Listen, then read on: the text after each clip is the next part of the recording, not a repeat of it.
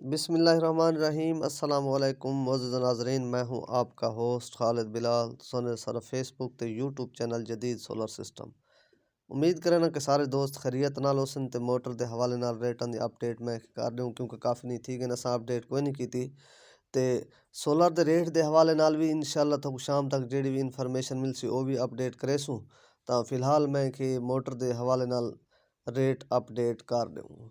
तो सब तो पहले थोकूँ उस स्टार्ट करूँ चा 7.5 दी मोटर तो, क्योंकि 7.5 दी मोटर तो घिन के ते 20 HP दी मोटर तक इस एरिया दे विच काफ़ी ज़्यादा लगन वाली मोटर होंगे। तो बाकी पिछे इंदे तो इलावा जेह्ड़े वड्डियां मोटर वो ज़रा कम लगदे न। तो सब तो पहले 7.5 HP दी मोटर का रेट दसा उच्चा, यानी कि बगैर मोनो ब्लॉक का अलग रेट है, जी आम पट्टे बेल्ट वाली मोटर है उनका रेट थोड़ा दसेंदे पे हैं।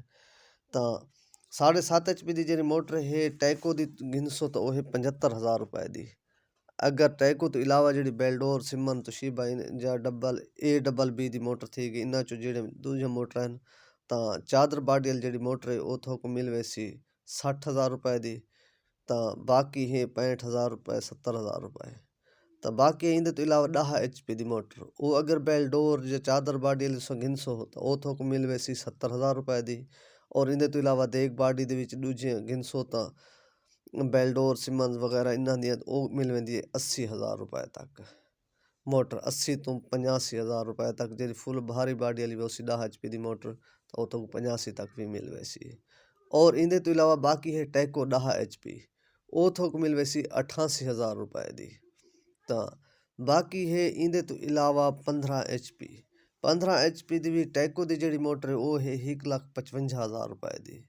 तो बाकी इंदे तो इलावा जड़िया ਉਹ ਦੂਜੀਆਂ मोटर बेलडोर सिमन्स वगैरह उन्होंने सिमन की जी मोटर है पई वो 1,30,000 की है। बाकी अगर चादर बाडी वाली घिनसो यानी कि बेलडोर की बिल्कुल साफ बाडी वाली तो वो थोक मिल वैसी 1,10,000 रुपए की 15 की। और इंदे तो इलावा बाकी जड़िया मोटर हैं इनमें से थोड़ी नॉर्मल पोजीशन है हो जाए जितने भी रेट मैंने से नपे हो सन सारिया जैनवान।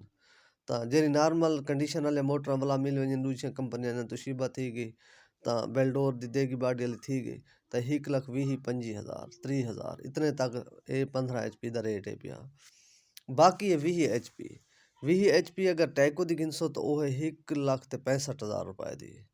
और इंदे तो इलावा बाकी दूसरी कंपनी ने गिनसो तो 1,45,000 तो घिन के 35 तक हिन पे रेट, क्योंकि कंडीशन दे कुछ रेट होने जितनी साफ बाडी जितनी वजनी बाडी दे विच होसी थोड़ा रेट अप होसी, नॉर्मल बाडी दे विच होसी तो थोड़ा रेट डाउन होसी। 1,00,000 उवें चादर बाडी दे विच गिनसो तो वो थोको 1,20,000 दी मिल वैसी 20 हस पावर दी। तो बाकी ये भी तो नाल सी वने कि चादर बाडी वाली भी बहुत अच्छी मोटर है पई तो वो भी बेहतरीन कारकर्दगी च होंदी ज़बरदस्त काम करेंदी बाज़ औक़ात लोग को नहीं घिनदे तो असां बहु को इस्तेमाल करने हैं।